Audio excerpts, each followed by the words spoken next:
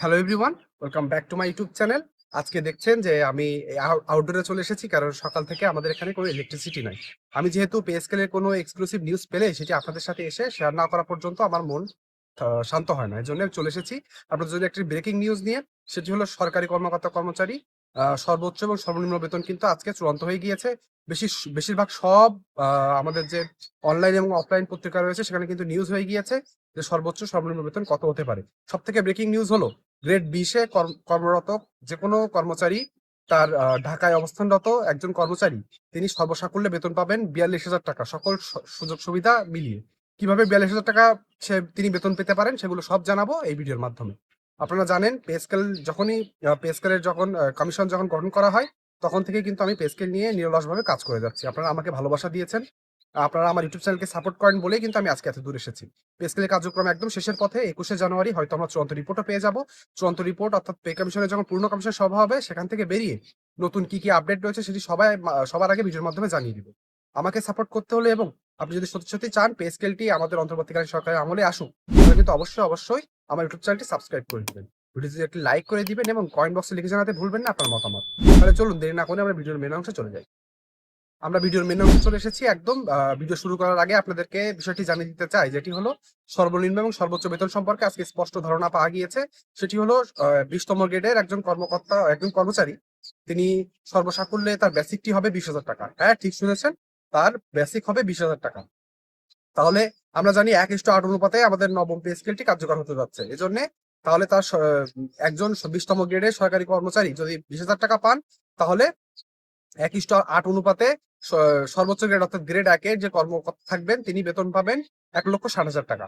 হ্যাঁ, এটা কিন্তু ফাইনালাইজ হয়ে গিয়েছে এবং প্রায় সকল আমাদের অনলাইন এবং অফলাইন নিউজ চ্যানেলগুলোতে কিন্তু এই নিউজটি অলরেডি ব্রডকাস্টিং শুরু হয়ে গিয়েছে। যে বিষয়টা আপনাদেরকে একদম শুরুতে জানালাম ভিডিওর স্টার্টিং এ, সেটি হলো একজন 20তম গ্রেডের কর্মচারী পাচ্ছেন সর্বসাকুল্যে 42,000 টাকা। আপনি বলতে পারেন সর্বনিম্ন গ্রেডের বেসিক হলো 20,000 টাকা, তাহলে 42,000 টাকা কিভাবে হচ্ছে? সেটি আপনাদেরকে জানিয়ে দিতে চাই। সেটি হলো মূল বেতনের সঙ্গে আগের মতোই বাড়ি ভাড়া, চিকিৎসা ভাতা, যাতায়াত ভাতা এবং অন্য যে সুযোগ সুবিধা রয়েছে, যেমন শিক্ষা সহায়ক ভাতা, টিফিন ভাতা এবং আর বাকি যে সকল সুযোগ সুবিধাগুলো রয়েছে, সকল সুযোগ সুবিধা মিলিয়ে একজন 20তম গ্রেডের সরকারি কর্মচারী বেতন পেতে পারেন প্রায় 42,000 টাকার কাছাকাছি। আমরা প্রথমেই বলেছিলাম যে সরকারি কর্মকর্তা কর্মচারী যে সর্বনিম্ন গ্রেডে রয়েছেন, তারা যেন সর্বনিম্ন 50,000 টাকা কাছাকাছি বেতন পান, যেটি সকল কিছু মিলিয়ে অর্থাৎ সকল সুযোগ সুবিধা মিলিয়ে তার কাছাকাছি কিন্তু আমরা চলে যাচ্ছি। প্রায় 42,000 টাকার কাছাকাছি একজন ঢাকাতে অবস্থানরত সরকারি কর্মচারী পেতে যাচ্ছেন। এটি আমাদের জন্য সত্যি আনন্দের সংবাদ। আমরা চাই আমরা যে সকল সরকারি কর্মকর্তা কর্মচারীরা রয়েছে তারা একটু আর্থিকভাবে স্বাবলম্বী হোক। কেননা বিগত 11 বছর ধরে কিন্তু আমরা কোনো পে স্কেল পাই না। পে স্কেলের জন্য আমরা অতিষ্ঠ হয়েছিলাম। আমরা অন্তর্বর্তীকালীন সরকার যখনই জাতীয় বেতন কমিশন গঠন করে, তখন কিন্তু আমরা একটা আশার সঞ্চার ঘটে আমাদের মনে, এবং আমরা মনে করেছিলাম অন্তর্বর্তীকালীন সরকার যেহেতু বৈষম্য দূরীকরণের জন্য এসেছে, তারা অবশ্যই এই কাজটি করে দিয়ে যাবে। এবং শেষ দিকে এসে অনেক ধোঁয়াশার মধ্যেও আমরা যতটুকু যা আভাস পাচ্ছি সেটি হলো নবম পে স্কেল কিন্তু অবশ্যই হবে, এবং সেটি আংশিক আকারে হতে যাচ্ছে। আংশিক আকারে বলতে কেমন বোঝায়? পে স্কেলের যে সূত্রের মাধ্যমে অর্থাৎ অর্থ মন্ত্রণালয়ের যে সূত্রের মাধ্যমে নিউজগুলো করা হয়েছে, সেখানে স্পষ্টভাবে বলে দেওয়া হয়েছে যে যে 22,000 কোটি টাকা সরকারি চাকরিজীবীদের বেতন ভাতার জন্য আলাদাভাবে সংশোধিত বাজেটে বরাদ্দ রাখা হয়েছে। তার মানে এক্সট্রা বরাদ্দ যখন রাখা হয়েছে সেটি কিভাবে খরচ হবে? অনেকে কমেন্ট বক্সে কমেন্ট করেছেন যে 2025-26 অর্থ বছরে শুধু সরকারি চাকরিজীবীদের বেতন ভাতার জন্য 70 থেকে 80,000 কোটি টাকার দরকার। সেখানে যদি দ্বিগুণ পরিমাণ বেতন বাড়ানো হয়, দ্বিগুণের একটু বেশি পরিমাণ বেতন বৃদ্ধি পাবে। তাহলে কিভাবে সেটি অর্থ সংকলন করা হবে? হ্যাঁ, অর্থ সংকলন এখানে কিন্তু 12 মাসের জন্য করা লাগছে না। আপনার যদি জানুয়ারি থেকে নবম পে স্কেলের কার্যক্রম শুরু হয় এবং শুধু বেসিক দিয়ে শুরু হয়, তাহলে সকল সরকারি কর্মকর্তা কর্মচারী পুরনো ভাতা অনুযায়ী সকল সুযোগ সুবিধা পাবে। শুধু বেসিকটি বাড়বে নবম পে স্কেলের আন্ডারে। অর্থাৎ নবম পে স্কেল দিয়ে কিন্তু নবম পে স্কেলের যে কার্যক্রম রয়েছে সেটা বেসিক দিয়ে শুরু হবে, এবং পরবর্তী অর্থ বছর অর্থাৎ 2026-27 অর্থ বছরে কিন্তু বাকি সকল সুযোগ সুবিধা সংকলন করা হবে। এভাবেই কিন্তু পে স্কেলের কার্যক্রমের দিকে এগোচ্ছে।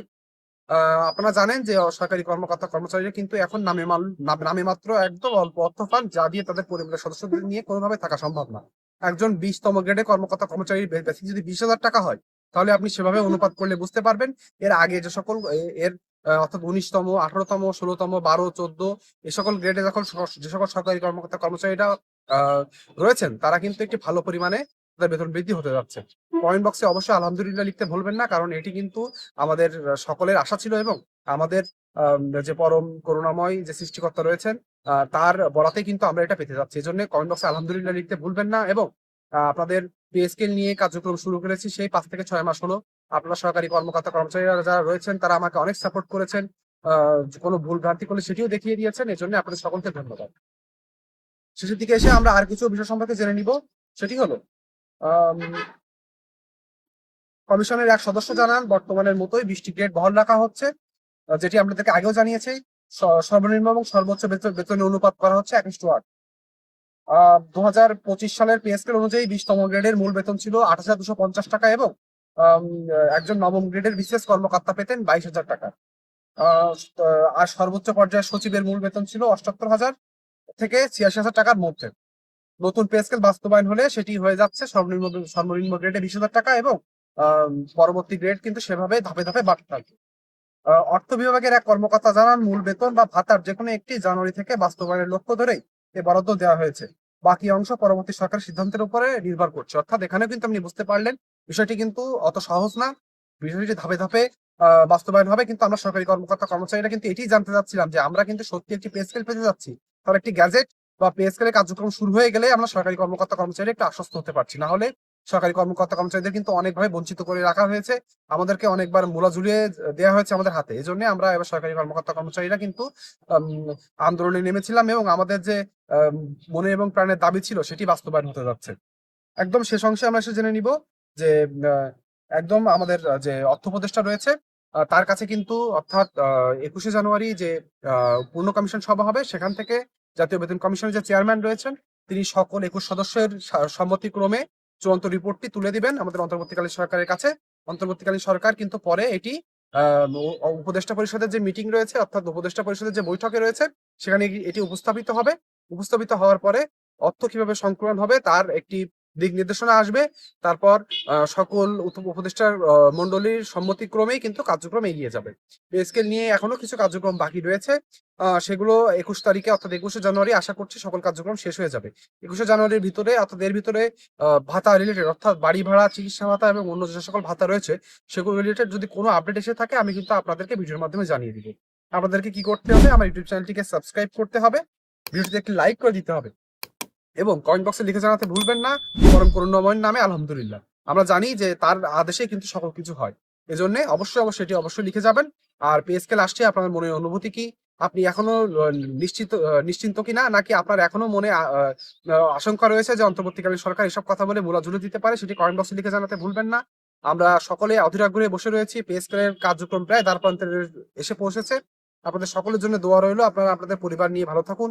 নতুন পে স্কেল আসলে সেটা সকলের জন্য ভালো হবে, আমার জন্য ভালো হবে, আপনার জন্য ভালো হবে। ভিডিওটি না টেনে একদম শেষ পর্যন্ত দেখার জন্য সকলকে ধন্যবাদ।